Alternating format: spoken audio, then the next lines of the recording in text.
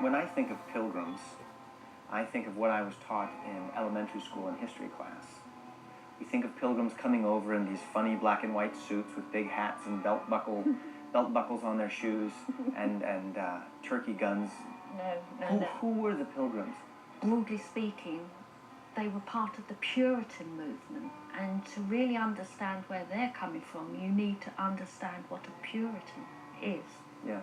It's for the first time the Bible is printed in English and put into every church, because until that point there were Bibles in English being smuggled into the country, and they were deemed to be heretical.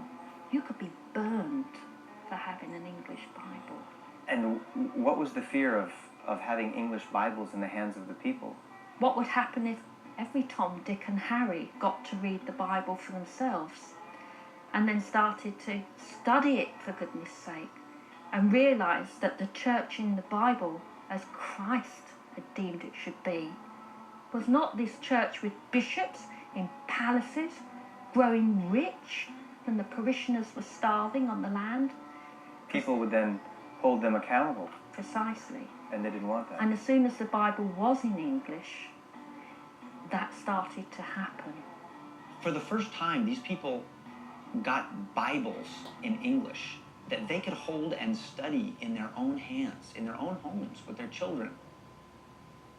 This to them was worth more than anything else, even more than their own life, because this was God speaking to them.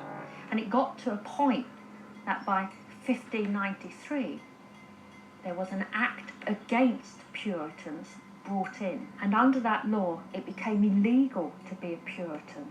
Anybody that disagreed with Elizabeth's new church settlement got this name that you could spit out like a curse: Puritan.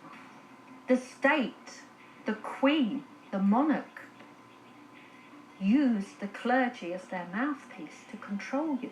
And because of that, you had the government controlling the church and the church controlling the people, and so that's where you have the tyranny and the oppression that you can't get away from. And the thought is coming to them, if this church can't be purified, maybe we should just separate ourselves away from all this unholiness. That's where the word separatist comes from.